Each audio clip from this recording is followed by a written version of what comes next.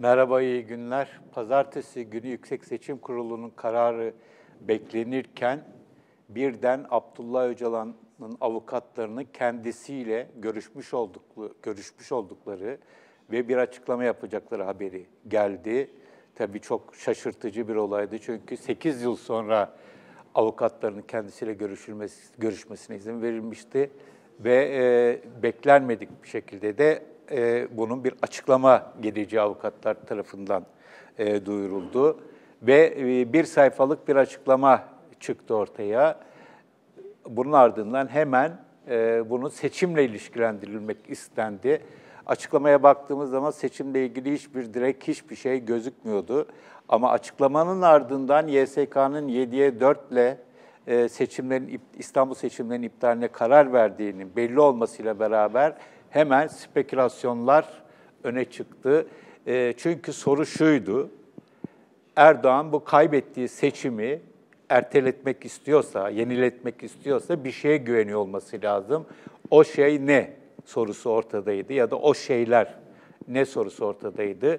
Öcalan imzalı bir açıklama tam da aynı güne denk gelince hızlı bir şekilde demek ki Öcalan'la anlaşıldı ve 31 Mart'ta CHP'ye oy vermiş olan HDP seçmeninin CHP'ye bir daha oy vermemesi yolunda bir anlaşma yapıldı şeklinde spekülasyonlar bir anda ortalığı kapladı ama kısa bir süre içerisinde de aynen yok oldu. Burada açıklamanın kendisine bakıldığı zaman ortada açıklamadan başka hiçbir şey olmadığı için herkesin o açıklama metnine baktığımız zaman seçime doğrudan bir referans olmaması çok belliydi. Bunun üzerine de insanlar olsa şeklinde bir akıl yürütmeyle bunu yapmaya çalıştılar. Buradaki temel dürtü büyük ölçüde HDP alerjisi. Bu CHP'nin içerisinde de ya da CHP'ye oy veren kesimler içerisinde de yer var. AKP zaten HDP'yi kendisine iktidar olarak düşman belirlemiş durumda. Onların ne yaptığı, ne dediğini bir yerde çok fazla anlamı yok. Ama 31 Mart'ta Ekrem İmamoğlu'nu desteklemiş olma iddiasındaki bazı kişilerin kalkıp HDP, biraz kabalaştırarak söylüyorum, HDP bizi satacak, Ekrem İmamoğlu'nu satacak şeklinde bir yaklaşımı oldu. Burada tabii çok büyük bir samimiyetsizlik var, hatta ikiyüzlülük var. Onu da şöyle özetleyebiliriz. Aynı kişiler 31 Mart'ta İstanbul'da ve hatta Ankara'da, Adana'da, Antalya'da, Mersin'de CHP adaylarının kazanmasının HDP sayesinde ya da HDP seçmeni sayesinde ama HDP'nin parti olarak aldığı karar sayesinde ve özellikle de Selahattin Demirtaş'ın cezaevinden yaptığı çağrı sayesinde olduğunu asla kabul etmediler, dillendirmediler. Yani HDP'nin bu 31 Mart'taki rolünü yok sayma yoluna giden bir kesimden bahsediyoruz. Ve aynı kesim HDP sayesinde kazanıldı diyemeyen kesimler büyük bir şevkle HDP yüzünden kaybedildi demeyi bekler oldular pazartesi günden itibaren. Ama kısa bir süre içerisinde bu spekülasyonların etkisi azaldı. Nitekim dün grup toplantısında HDP eş genel başkanı Sezai Temelli 31 Mart'ta ne dedilerse, ne yaptılarsa bu sefer de aynısının geçerli olacağını söyledi. Bunun anlamı çok basitleştirerek söylersek HDP seçmeni bir kez daha Ekrem İmamoğlu'na oy vermeye davet ediliyor. Şimdi aslında olay bu kadar basit. HDP bu seçimde de İstanbul'da Ekrem İmamoğlu'nu, HDP yönetimi Ekrem İmamoğlu'nu işaret ediyor. Geçen seçimde anlaşıldığı kadarıyla bu çağrıya büyük ölçüde uyuldu. Bu sefer de buna uyulması yolunda çok ciddi bir beklenti var. Bu beklentinin nedenlerinden birisi HDP yönetiminin bütün yaşadığı krizlere rağmen, sorunlara rağmen, tabanıyla yaşadığı sorunlara rağmen 31 Mart'ta büyük ölçüde uyguladığı stratejiyi seçmenlerine ikna edebilmiş olması. Bu gerçekten kendilerini de biraz şaşırtmışa benziyor anladığım kadarıyla. Yani HDP'nin son dönemde yaşadıkları, özellikle Selahattin Demirtaş'ın ve arkadaşlarının ama özellikle de Selahattin Demirtaş'ın cezaevine girmesinden sonra yaşanan bocalamalar, kadrolar konusunda kadroların yüksek profilli kadro sayısının azalması gibi nedenlerle birçok konuda zamanında müdahale edememesi, tabanının beklentilerini karşılamaması gibi nedenlerle HDP'nin bu çağrısının 31 Mart öncesi yaptığı o stratejik tutum çağrısının ne derece başarılı olacağı merak konusuydu, soru işaretiydi.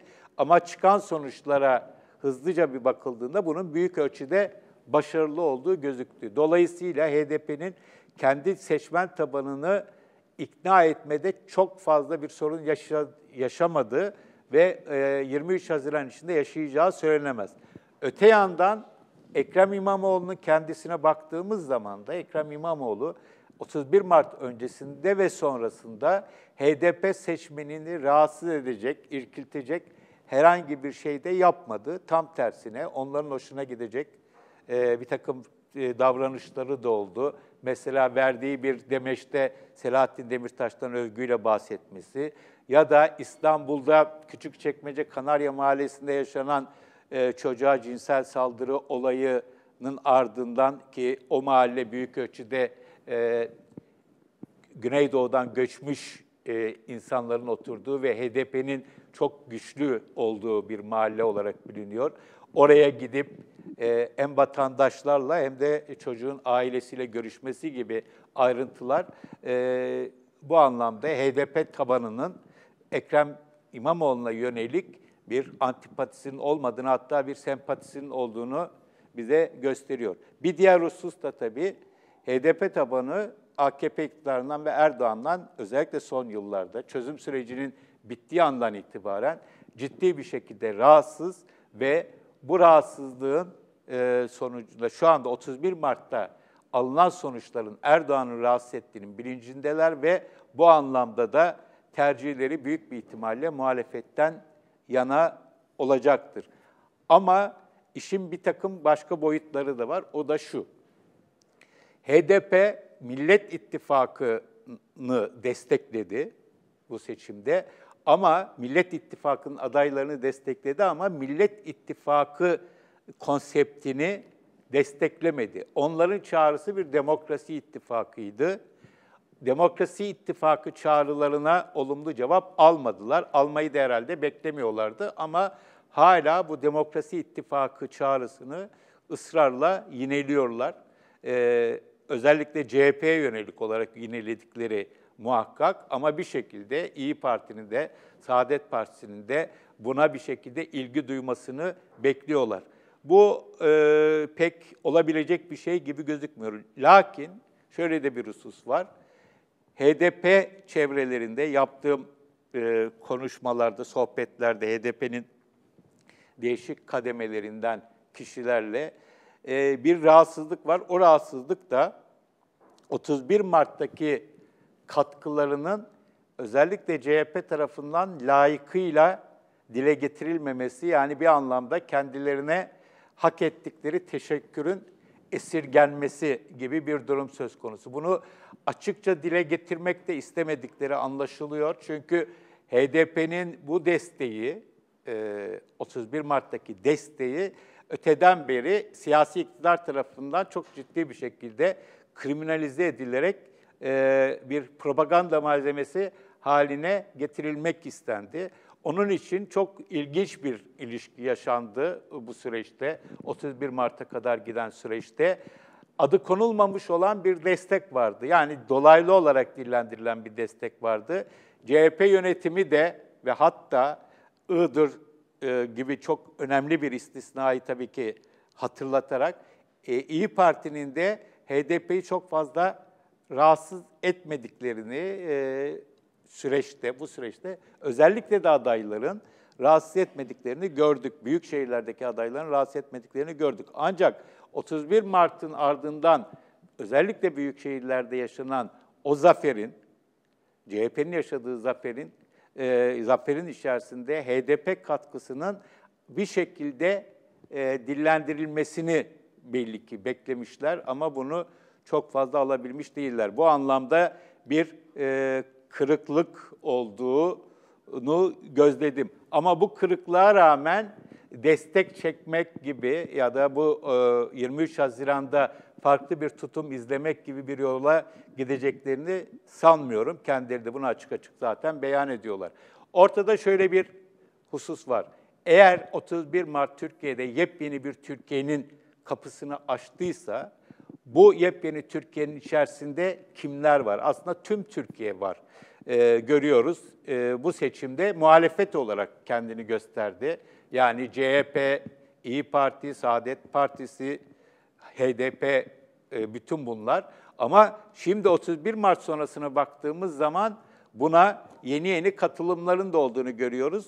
Tabii ki özellikle YSK kararının ardından işte Abdullah Gül çıkıyor, Ahmet Davutoğlu biraz daha utangaç bir şekilde çıkıyor, sanatçılar çıkıyor, bu zamana kadar konuşmamış sanatçılar çıkıyor.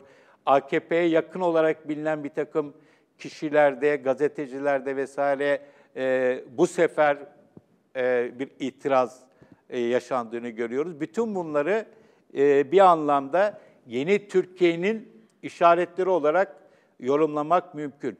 Ama şu çok önemli, eğer yepyeni bir Türkiye şekillenecekse burada HDP'nin rolünü hiç kimse küçümsememesi lazım. Sonuçta baktığımız zaman 31 Mart seçimlerinin kaderinin belirlenmesinde HDP'nin etkisi çok büyük oldu. Selahattin Demirtaş'ın o açıklamasının etkisi çok büyük oldu. O zaman yepyeni bir Türkiye gibi bir arayışa yönelecekse insanlar, Türkiye'nin tekrar demokrasi, hukuk devleti rayına oturtma ihtiyacı hasıl olacaksa ki olacak gibi gözüküyor. O zaman HDP'nin bunun içerisinde daha tanımlı bir şekilde tanınarak yer alması gerekiyor. Ama bu kolay olmayacağı benziyor. 23 Haziran seçimlerinin sonucu ne olursa olsun HDP'nin Türkiye siyasetindeki konumunu çok daha ciddi bir şekilde tüm aktörlerin, diğer siyasi aktörlerin konuşması gerekiyor. Tabii bu arada şunu da özellikle vurgulamak lazım.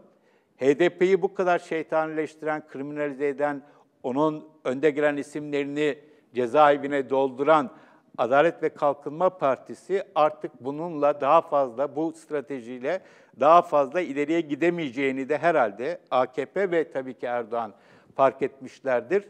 23 Haziran'a kadar olacağını sanmıyorum ama 23 Haziran'dan sonra belki onların da ya da Erdoğan'ın da HDP'ye bakışında bir değişiklik söz konusu olabilir. Ama şu aşamada bunu yapmaya çok kalkışabileceklerini sanmıyorum. Bu anlamda yapılan o Öcalan avukatlarının açıklamasının ardından yapılan spekülasyonların yok Öcalan'a ev hapsi verilecek vesaire şu bu gibi spekülasyonların hiçbir karşılığı olmadığı ya da çözüm sürecinin yeniden başlatılacağı ya da bu konuda bir vaatte bulunulduğu gibi spekülasyonların hiçbir karşılığının en azından bugün için olmadığı ortadaydı. Çünkü hem Devlet Bahçeli ile beraber yola devam edeceksiniz 23 Haziran'a kadar en azından hem de Öcalan'la bir pazarlık içerisinde olacaksınız. Bunların hiçbir inandırıcılığı yoktu. Nitekim kısa bir süre içerisinde bu tür spekülasyonlar etkisini yitirdi. Ama bu spekülasyonları yapan çevreler, kişiler, odaklar kolay kolay iflah olacak olan yerler değil. Yıllardır zaten bütün HDP'nin yaşadığı bütün mağduriyetlere rağmen hep aslında HDP ile AKP arasında gizli bir mutabakatın olduğunu ısrarla işleyen çevreler, onların kolay kolay bu komplocu yaklaşımlarından vazgeçeceğini açıkçası düşünmüyorum. Evet, 23 Haziran'da HDP'nin 31 Mart'ta olduğu gibi tekrar CHP'yi ve CHP adayı Ekrem İmamoğlu'nu destekleyecekleri yolunda ortada çok emare var. Geçen seçimde eli varmamış bir takım HDP seçmeninin, yani sandığa gitmemiş, çünkü kendi adayları yoktu, HDP seçmeninin de bu seçimde bu sefer en azından Ekrem İmamoğlu'nun kazandığı hakkının gasp edilmiş olmasını protesto anlamında da gideceğini ayrıca tahmin ediyorum. Evet, söyleyeceklerim bu kadar. İyi günler.